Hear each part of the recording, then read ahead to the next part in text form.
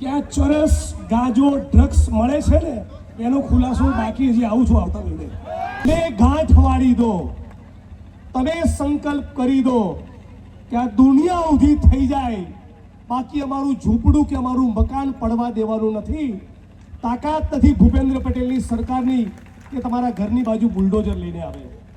ગરીબ છીએ પણ કલેક્ટર સાહેબ, મ્યુનિસિપલ કમિશનર, યાદ કરો તમારા ઘરમાં કચરા પોતા કરવા આજ જંગલેશ્વરની બહેનો આવે છે. ગુજરાતની વિધાનસભાના જે મકાનમાં હું બેસું છું, કલેક્ટરની જે કચેરી છે, મ્યુનિસિપલ કચેરી છે, બાજુની જે પોલીસ ચોકી છે, એના નિર્માણમાં આજ વિસ્તારના કડિયા મજૂરોએ પોતાનો પરસેવો આપ્યો છે. ગુજરાત હાઈકોર્ટ સુપ્રીમ કોર્ટ સુધી લડવું હોય તો ત્યાં સુધી લડવાની તમારી સાથે તૈયારી છે, અને તમારે રોડ ઉપર ઉતરીને ચક્કાજામ કરવા હોય તો પણ તમારી સાથે પોલીસનો દંડો ખાવા આવીશ, ભલે ધારાસભ્ય છું. જેમાં મુકેશ અંબાણી 27 માળની બિલ્ડિંગમાં રહેતો હોય અને બીજી બાજુ એવું રાજકોટ જ્યાં તમારા ઘર તોડવા માટે નોટિસો આપતા હોય. આવું ભારત, આવું ગુજરાત, આવું રાજકોટ, એ રાજકોટ શહેર કોંગ્રેસ સમિતિને મંજૂર નથી. એટલા માટે તમારી વચ્ચે આવીને અમે ઊભા છીએ. પ્રમુખ શ્રી રાજદીપભાઈ, વશરામભાઈ, માનની ઇન્દ્રવિજયસિંહભાઈ ગોહિલ, આ કાર્યક્રમનું આયોજન કરવામાં જેમણે અગ્રણી ભૂમિકા ભજવી એવી આખી શહેર કોંગ્રેસ સમિતિ, ઇન્દ્રનીલભાઈ રાજ્યગુરુ, મારી સાથે આવેલા પાલભાઈ આંબલિયા, લાલજીભાઈ દેસાઈ, NSUIના મારા પ્રમુખ નરેન્દ્રભાઈ, આપ તમામ મારી બહેનો, માતાઓ, વડીલો, યુવાન દોસ્તો, પોલીસના મિત્રો અને મીડિયાના સાથીઓ. લાલજીભાઈએ જે વાત કરી એનાથી વિશેષ કંઈ કહેવાનું છે નહીં, પણ એક વાત તમને ખાસ કહેવા આવ્યા છીએ. આ લડત એ તમે તમારા બાવડાના બળે જીતી શકશો, અમારા લીધે નહીં જીતો. તમે ગાંઠ વાળી દો, તમે સંકલ્પ કરી દો કે આ દુનિયા ઊભી થઈ જાય, બાકી અમારું ઝૂંપડું કે અમારું મકાન પડવા દેવાનું નથી. તાકાત નથી ભૂપેન્દ્ર પટેલની સરકારની કે તમારા ઘરની બાજુ બુલડોઝર લઈને આવે.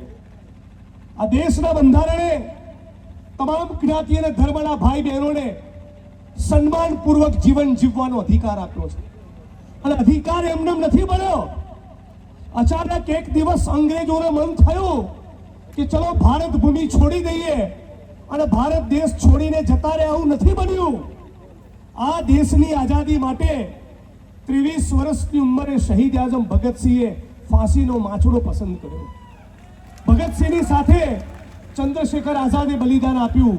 સુખદેવ, રાજગુરુ, ચંદ્રશેખર આઝાદ, રામપ્રસાદ બિસ્મિલ, અશફાકુલ્લા ખાન, મૌલાના આઝાદ આ દેશની આઝાદી માટે 9 વર્ષ સુધી જેલમાં રહ્યા. પંડિત જવાહરલાલ નહેરુ, સરદાર વલ્લભભાઈ પટેલ અને ગાંધીજી એ 10 વર્ષથી લઈને 15 વર્ષ સુધી જેલમાં રહ્યા.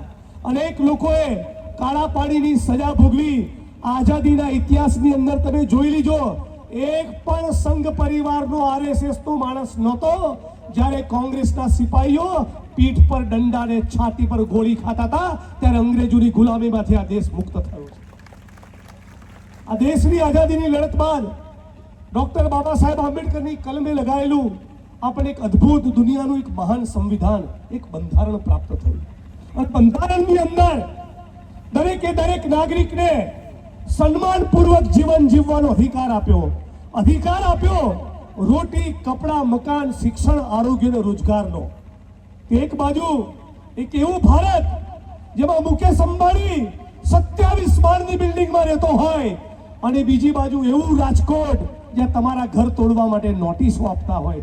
આવું ભારત, આવું ગુજરાત, આવું રાજકોટ, એ રાજકોટ શહેર કોંગ્રેસ સમિતિને મંજૂર નથી. એટલા માટે તમારી વચ્ચે આવીને અમે ઊભા છીએ. આજે કલેક્ટરશ્રી સમક્ષ અમે રજૂઆત કરી કે બિલ્ડિંગો તાકાત હોય આ સરકારની, પોલીસ પ્રશાસનની, તો ભાજપના નેતાઓ ગુજરાત અને રાજકોટની જનતાને લૂંટીને જે તગડા થયા છે અને ગેરકાયદેસર જે મકાનો અને બિલ્ડિંગ ઊભા કર્યા છે, તાકાત હોય તો તમારું બુલડોઝર ત્યાં મોકલો.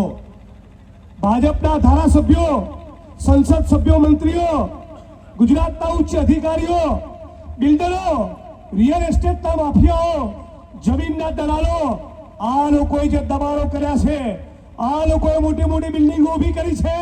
તમારામાં પાણી હોય તો આ મોટા ઉદ્યોગપતિ અને રિયલ એસ્ટેટના માફિયાઓની એક કાંકરી ખેરવીને બતાવો. ખબરદાર જો મારા બહેનોની સામે જોયું છે તો. મારી બહેનો માતાઓ તમને કહું છું, બુલડોઝર આવે તો આનાથી 4 ગણી સંખ્યામાં લોકો બહાર આવવા જોઈએ. એમને કહી દો ગરીબ છીએ પણ લાખો કરોડોની સંખ્યામાં છીએ. ગરીબ છીએ પણ કલેક્ટર સાહેબ, મ્યુનિસિપલ કમિશનર, યાદ કરો તમારા ઘરમાં કચરા પોતા કરવા આજ જંગલેશ્વરની બહેનો આવે છે. ગુજરાતની વિધાનસભાના જે મકાનમાં હું બેસું છું, કલેક્ટરની જે કચેરી છે, મ્યુનિસિપલ કચેરી છે, બાજુની જે પોલીસ ચોકી છે, એના નિર્માણમાં આજ વિસ્તારના કડિયા મજૂરોએ પોતાનો પરસેવો આપ્યો છે. આજુબાજુની સાપર વેરાવળની ઇન્ડસ્ટ્રીઝના ઉદ્યોગોની અંદર આજ વિસ્તારના ગરીબ માણસો 12 કલાક 14 કલાક મજૂરી કરવા માટે જાય છે. આ ગરીબ માણસો હોય નહીં તો વડગામના ધારાસભ્ય અને ગુજરાતના મુખ્યમંત્રીનો તો પગાર પણ થાય નહીં. તમે કાળી મજૂરી કરીને પરસેવો પાડીને એક ચીજ વસ્તુનું નિર્માણ કરો છો અને એ ચીજ વસ્તુમાંથી ટેક્સ કપાય, એ ટેક્સ સરકારની તિજોરીમાં જાય અને એમાંથી મારો અને રાજ્યના મુખ્યમંત્રી, મ્યુનિસિપલ કમિશનર અને કલેક્ટરનો પગાર થાય છે. મતલબ કે મારી આંખ સામે બેઠેલી બહેનો, માતાઓ, વડીલો, યુવાન દોસ્તો, તમે માલિક છો રાજકોટ શહેરના. આ ગુજરાતના માલિક તમે છો. તમે માલિક છો ભારત ભૂમિના. લૂંટનારા મુઠ્ઠી પર 12-15% નહીં. તમે આ દેશના ગરીબો, શ્રમજીવીઓ, તમે આ દેશના અસલી માલિકો છો. તો અસલી માલિકોની છાતી પર બુલડોઝર અને લૂંટનારા પૂંજીપતિ, ઉદ્યોગપતિ, છાકટા બનેલા જમીનના દલાલો, રિયલ એસ્ટેટના માફિયાઓ, એમની ચાપલૂસી કરવાની. અમે કોંગ્રેસ પરિવાર તરીકે તમારી સાથે છીએ. તમને જે ખાતરી અપાવ્યા છીએ કે ગુજરાત હાઈકોર્ટ, સુપ્રીમ કોર્ટ સુધી લડવું હોય તો ત્યાં સુધી લડવાની તમારી સાથે તૈયારી છે. અને તમારે રોડ ઉપર ઉતરીને ચક્કાજામ કરવા હોય તો પણ તમારી સાથે પોલીસનો દંડો ખાવા આવીશ, ભલે ધારાસભ્ય છું. અને રાજકોટના મીડિયાના બધા મિત્રો સાક્ષી છે અમારી લડતના. ત્યારે ખાસ કહેવા માંગુ, રાજકોટ અગ્નિકાંડ ટીઆરપી ગેમિંગ ઝોન, આ ટીઆરપી ગેમિંગ ઝોનની આગમાં જે રાજકોટ અને ગુજરાતની જનતા કારણ વગર નિર્દોષ માણસો ભડતું થયા, એ જેના પાપે ભડતું થયા, તાકાત હોય તો એમના મકાનો ઉપર બુલડોઝર ફેરવો, આ જંગલેશ્વરના ગરીબોની ઉપર નહીં. આજે સાથીઓ લાંબુ ના કહેતા, તમને બધાને હાથ જોડીને વિનંતી અને અપીલ કરવાયા છીએ. ફરી તમારી વચ્ચે આવીશું, પણ તમારી શક્તિને તમે ઓળખો. કોઈ જિગ્નેશભાઈ, ઇન્દ્રનીલભાઈ તમારું જ મકાન નહીં બચાવે. અમે તો તમારી લડતમાં ટેકો આપીશું. હાઈકોર્ટમાં, સુપ્રીમ કોર્ટમાં જવું હશે તો મદદ કરીશું. પણ તમે તમારી બાવડાની શક્તિને ઓળખી લો.